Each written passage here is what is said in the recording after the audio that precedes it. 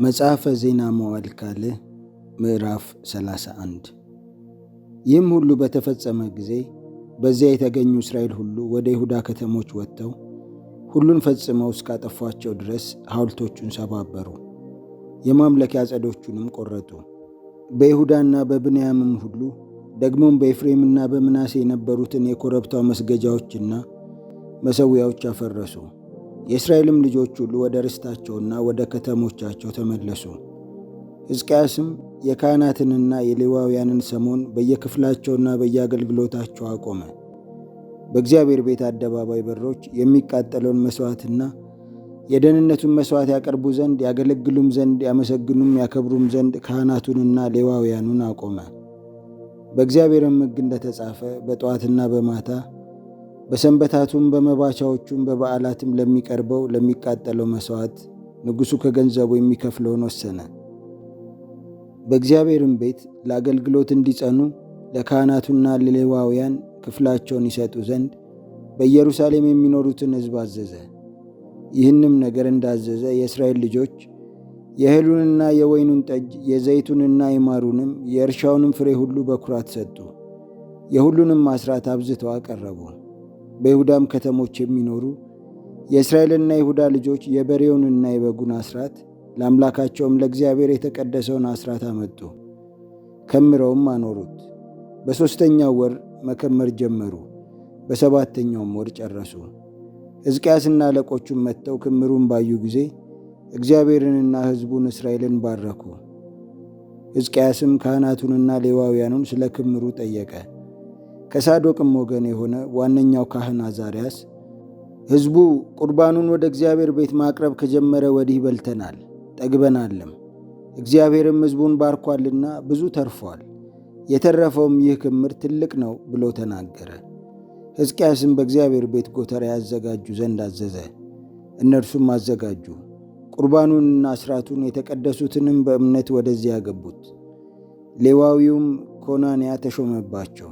ወንድሙም ሰሜኢ በማዕረግ ሁለተኛ ነበረ።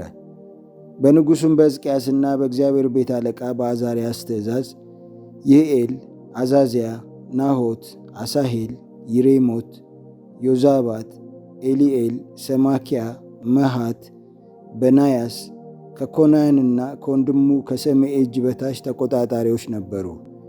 የሌዋዊውም የይምና ልጅ የምሥራቁ ደጅ በረኛ ቆሬ የእግዚአብሔርን መባና የተቀደሱትን ነገሮች እንዲያካፍል ሕዝቡ ለእግዚአብሔር በፈቃድ ባቀረቡት ላይ ተሾመ። በካህናቱም ከተሞች ለታላላቆችና ለታናናሾች ወንድሞቻቸው በየሰሞናቸው ክፍላቸውን በእምነት ይሰጡ ዘንድ ኤድን፣ ሚንያሚን፣ ኢያሱ፣ ሸማያ፣ አማርያ፣ ሴኬንያ ከእጁ በታች ነበሩ። ከሦስትም ዓመት ወደ ላይ ላሉ በየሰሞናቸውም ለሥራቸውና ለአገልግሎታቸው ዕለት ዕለት ወደ እግዚአብሔር ለሚገቡ ወንዶች ሁሉ በየአባቶቻቸውን ቤት ለተቆጠሩ ካህናት ከ20 ዓመትም ወደ ላይ ላሉ በየሥርዓታቸውና በየሰሞናቸው ለተቆጠሩ ሌዋውያን በማኅበሩም ሁሉ በየትውልዳቸው ለተቆጠሩ ለሕፃናቶቻቸውና ለሚስቶቻቸው ለወንዶችና ለሴቶች ልጆቻቸውም ይሰጡ ነበር፣ በእምነት ተቀድሰዋልና። በየከተማይቱም ሁሉ በከተማቸው መሰማሪያዎች ላሉ ለአሮን ልጆች ለካህናቱ ከካህናቱም ወገን ላሉ ወንዶች ሁሉ በትውልዳቸውም ለተቆጠሩ ሌዋውያን ሁሉ ክፍላቸውን ይሰጡ ዘንድ በስማቸው የተጻፉ ሰዎች ነበሩ። ሕዝቅያስም በይሁዳ ሁሉ እንዲህ አደረገ። በአምላኩም በእግዚአብሔር ፊት መልካምንና ቅንን ነገር እውነትንም አደረገ።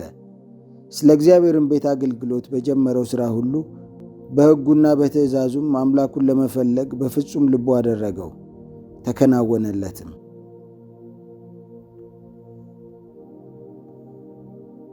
መጽሐፈ ዜና መዋዕል ካልዕ ምዕራፍ 32። ከዚህም ነገርና ከዚህ እምነት በኋላ የአሦር ንጉሥ ሰናክሬም መጥቶ ወደ ይሁዳ ገባ። በተመሸጉትም ከተሞች ፊት ሰፈረ፣ ሊወስዳቸውም አሰበ። ሕዝቅያስም ሰናክሬም እንደመጣ ኢየሩሳሌምንም ሊወጋ ፊቱን እንዳቀና ባየ ጊዜ ከከተማይቱ በስተ ውጭ ያለውን የውሃውን ምንጭ ይደፍኑ ዘንድ ከአለቆቹና ከኃያላኑ ጋር ተማከረ። እነርሱም ረዱት። እጅግም ሰዎች ተሰብስበው የአሦር ነገሥታት መጥተው ብዙ ውሃ ስለምን ያገኛሉ? ብለው ምንጩን ሁሉ በምድር መካከል ይንዶለዶል የነበረውን ወንዝ ደፈኑ። ሰውነቱንም አጸናና የፈረሰውንም ቅጥር ሁሉ ጠገነ። በላዩም ግንብ ሠራበት። ከእርሱም በስተ ውጭ ሌላ ቅጥር ሠራ። በዳዊትም ከተማ ያለችውን ሚሎን አጠነከረ። ብዙም መሣሪያና ጋሻ ሠራ። የጦር አለቆቹንም በሕዝቡ ላይ ሾሞ ሁሉንም በከተማይቱ በር ወዳለው አደባባይ ሰብስቦ ጽኑ፣ አይዟችሁ፣ ከእኛም ጋር ያለው ከእርሱ ጋር ካለው ይበልጣልና ከአሦር ንጉሥና ከእርሱ ጋር ካለው ጭፍራ ሁሉ አትፍሩ፣ አትደንግጡም። ከእርሱ ጋር የሥጋ ክንድ ነው፣ ከእኛ ጋር ያለው ግን የሚረዳንና የሚዋጋልን አምላካችን እግዚአብሔር ነው ብሎ አጸናናቸው። ሕዝቡም በይሁዳ ንጉሥ በሕዝቅያስ ቃል ተጽናና።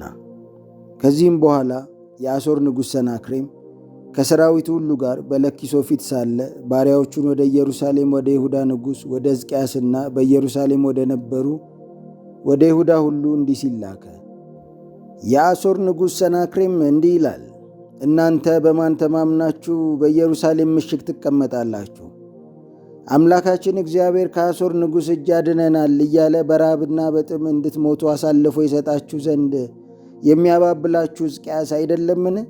በአንድ መሠዊያ ፊት ስገዱ፣ በእርሱም ላይ ጠኑ እያለ ይሁዳንና ኢየሩሳሌምን አዞ የኮረብታው መስገጃዎቹና መሠዊያዎቹን ያፈረሰ ይህ ሕዝቅያስ አይደለምን? እኔና አባቶቼ በምድር አሕዛብ ሁሉ ያደረግነውን አላወቃችሁምን? የምድርስ ሁሉ አሕዛብ አማልክት አገራቸውን ከእጄ ያድኑ ዘንድ በውኑ ተቻላቸውን?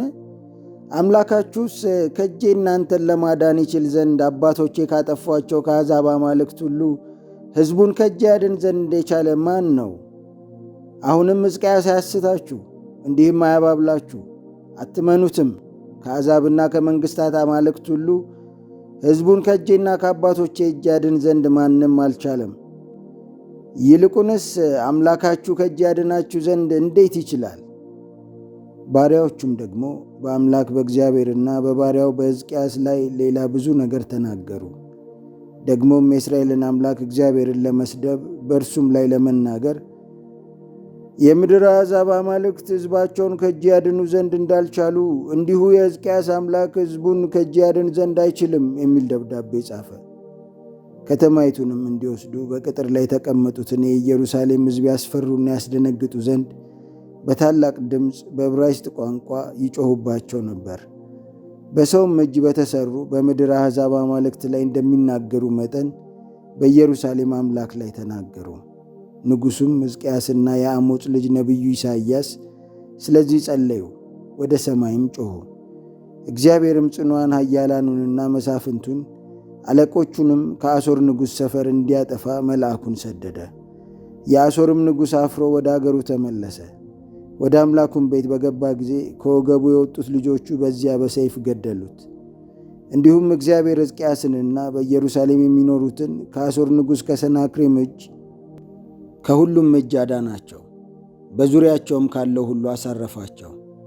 ብዙዎቹም ለእግዚአብሔር መባ ይዘው ወደ ኢየሩሳሌም ይመጡ ነበር። ለይሁዳም ንጉሥ ለሕዝቅያስ እጅ መንሻ ይሰጡ ነበር። እርሱም ከዚህ ነገር በኋላ በአሕዛብ ሁሉ ፊት ከፍ ከፍ አለ። በዚያም ወራት ሕዝቅያስ እስኪሞት ድረስ ታመመ። ወደ እግዚአብሔርም ጸለየ፣ እርሱም ተናገረው፣ ምልክትም ሰጠው። ሕዝቅያስ ግን እንደተቀበለው ቸርነት መጠን አላደረገም፣ ልቡም ኮራ። ስለዚህም በእርሱና በይሁዳ በኢየሩሳሌምም ላይ ቁጣ ሆነ። ሕዝቅያስም ከኢየሩሳሌም ሰዎች ጋር ስለ ልቡ ኩራት ሰውነቱን አዋረደ። የእግዚአብሔርም ቁጣ በሕዝቅያስ ዘመን አልመጣባቸውም። ለሕዝቅያስም እጅግ ብዙ ሀብትና ክብር ነበረው። ለብርና ለወርቅም፣ ለከበረው ዕንቁና ለሽቱ፣ ለጋሻውና ለከበረው ዕቃ ሁሉ ግምጃ ቤቶች ሠራ። ለእህልና ለወይን ጠጅም፣ ለዘይትም ዕቃ ቤቶች፣ ለልዩ ልዩም እንስሳ ጋጥ፣ ለመንጎችም በረት ሠራ። እግዚአብሔርም እጅግ ብዙ ጥሪት ሰጥቶት ነበርና ከተሞችን ሠራ። ብዙም የበግና የላም መንጋ ሰበሰበ። ይህም ሕዝቅያስ የላይኛውን የግዮንን ውሃ ምንጭ ደፈነ። በዳዊትም ከተማ በምዕራብ በኩል አቅንቶ አወረደው። የሕዝቅያስም ሥራ ሁሉ ተከናወነ። ነገር ግን የባቢሎን መሳፍንት መልእክተኞች በአገሩ ላይ ስለተደረገው ተአምራት ይጠይቁት ዘንድ ወደ እርሱ በተላኩ ጊዜ እግዚአብሔር ይፈትነውና በልቡ ያለውን ሁሉ ያውቅ ዘንድ ተወው። የሕዝቅያስም የቀረው ነገር ቸርነቱም እነሆ በአሞጽ ልጅ በነቢዩ በኢሳይያስ ራእይ በይሁዳና በእስራኤልም ነገሥታት መጽሐፍ ተጽፏል። ሕዝቅያስም ከአባቶቹ ጋር አንቀላፋ፣ በዳዊትም ልጆች መቃብር በላይኛው ክፍል ቀበሩት። በይሁዳና በኢየሩሳሌምም የሚኖሩ ሁሉ በሞቱ አከበሩት። ልጁም ምናሴ በእርሱ ፋንታ ነገሠ።